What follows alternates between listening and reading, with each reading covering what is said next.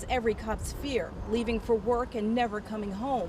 For officers shot in the line of duty, that fear almost came true. There are times when the war is not overseas, but right here, and the enemy, the mean streets.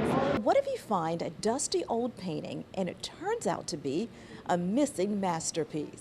Larry, priests abusing children, no longer the dirty secret, now that confidentiality agreements no longer apply. Choosing which candidate to vote for is an American right. But for one Sussex County couple, that right to choose has now become a criminal matter. As I went to step out of the patrol car, my siren was still on. We had our ballistic shields, we had our badges displayed, we had our guns, our walkie-talkies, and our bulletproof vests. And then out of nowhere to my right, this young guy shows up. Then he put his gun to my head, told me to get on my knees. Knock, knock, knock, knock. I'm trying to get a look at his face, and he had a hood on. Just as I was on the ground, I'm telling him, don't kill me, you know I have kids. Within a couple of minutes, shots rang out. Bang, bang, bang. It's like pop, pop, like with every step he took, he was pulling the trigger. And at that point is when I realized something was wrong. I felt a tremendous amount of pain. As I looked down, the whole side of my body, my arm, my uniform, everything was covered in blood. I was shot, and the bullets are coming toward me. I have a ballistic shield, so that first shot, that velocity is so strong. Bang! He leaned in and shot this finger off. Now, I'm right-handed, and this is my gun hand, and he shot this finger. And there was bullet holes all in the hood of the car. There was some bullets in the light bar. He shot me in my left shoulder, my right shoulder, and I was laying on the floor of the police car.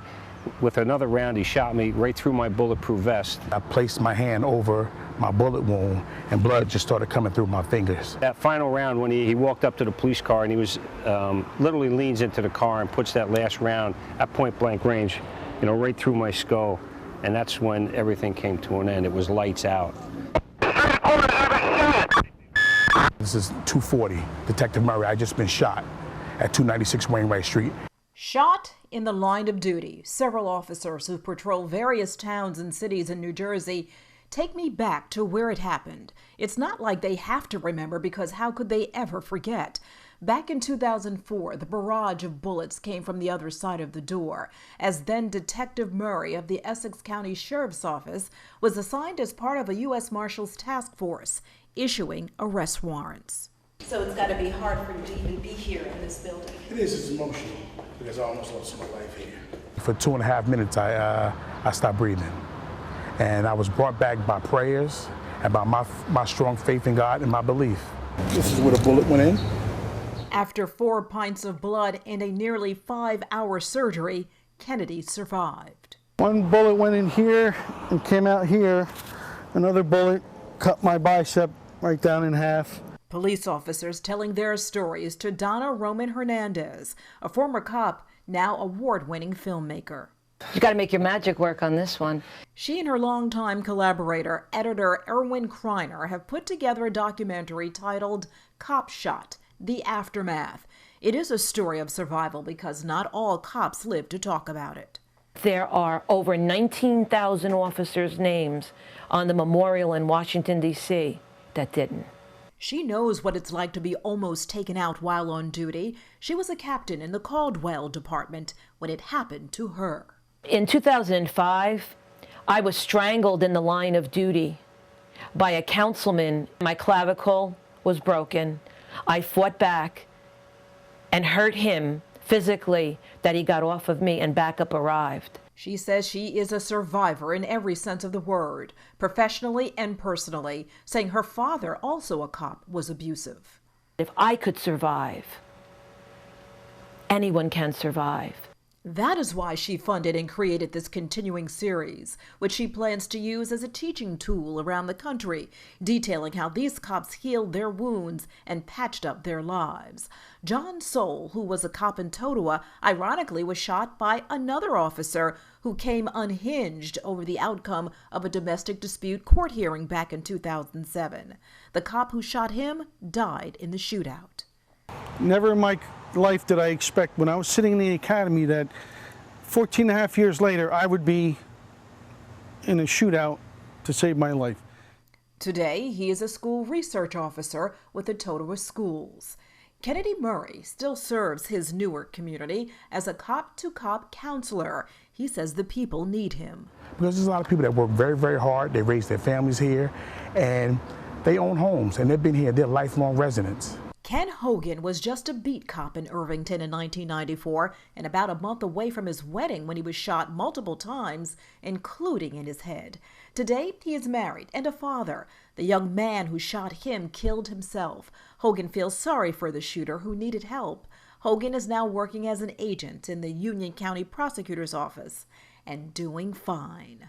Oh, I'm stronger and better than I've ever been in my whole life, you know. I have a beautiful wife and two beautiful, healthy children, and I'm blessed every single day that I walk this earth.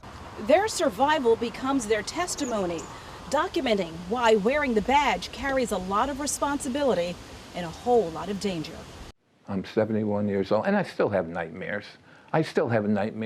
Fred Morigliano was 11, 12, 13, though decades can't erase the abuse he still feels at the hands of his Plainfield parish priest. Down in my dad's basement, when he used to pull me down on my knees and put his fingers in my mouth, forcing me to open my mouth. I still feel when he used to rub his face against me, I could feel that he needed a shave.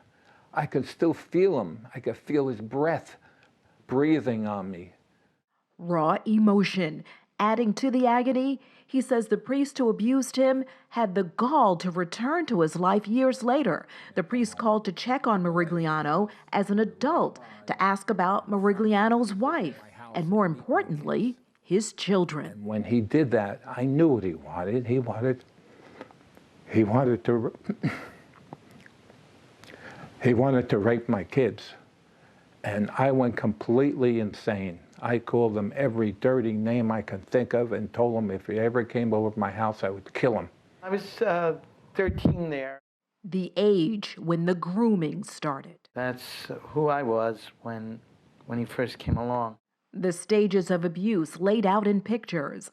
Mark Crawford, New Jersey director of SNAP, which is the survivors network of those abused by priests. This here is another photo, probably shortly before I went away to school. You can tell in these photos, you don't see me smiling. I was always very apprehensive around him, and he was quite controlling at times. And you can almost see by that photo how he really clung to me. Crawford says this priest, Father Kenneth Martin, the associate pastor of St. Andrew's in Bayonne, abused him for years. A friend of the family, the priest was always welcomed, even took young Mark away on trips. Although never convicted, the Newark Archdiocese tells Jersey Matters, years later the abuse allegations were investigated, but the 2-year statute of limitations had long run out. Ironically, Crawford says as a young man, he did tell many within the church, including then Newark Archbishop Theodore McCarrick, who recently was removed from his promoted position as cardinal in Washington, D.C., due to allegations that he too abused for years. Crawford says no wonder McCarrick did nothing about Father Martin, who was placed in various ministry positions. It is really important that every victim, regardless of when it happened, how long ago, where they live today, even if they feel like they've put this behind them, it's so important they reach out and talk to the investigators who are going to explore every facet of what went on in New Jersey, who knew what and when. The investigators are standing by now, manning a new abuse hotline. In the short time it's been up, officials at the Office of Attorney General had to hire more staff. Information that will be compiled, similar to the shocking grand jury report of rampant abuse released recently by the state of Pennsylvania. Soon, New Jersey will know its extent too. Helping a lot in this effort, the diocese has released all victims from any confidentiality agreements. But Crawford says there's a twist. Many also were abused by religious orders He says it's not clear if those individual religious orders will waive their confidentiality agreements. Both Crawford and Morigliano want to track down the abusers, get lawmakers to eliminate that laughable 2-year statute of limitations, and get justice. They feel no child in New Jersey or anywhere is safe. As for Father Martin, technically still a priest, but no longer allowed to practice ministry. Instead, he worked in transportation, recently retired. He's still living? They're living too, with the horror stories of abuse that ruin lives forever. The toughest thing that a survivor or victim has to do is go public. That's what they did to us. You know, they damaged our soul. They damage our soul. In Avenel, I'm Vanessa Tyler for Jersey Matters.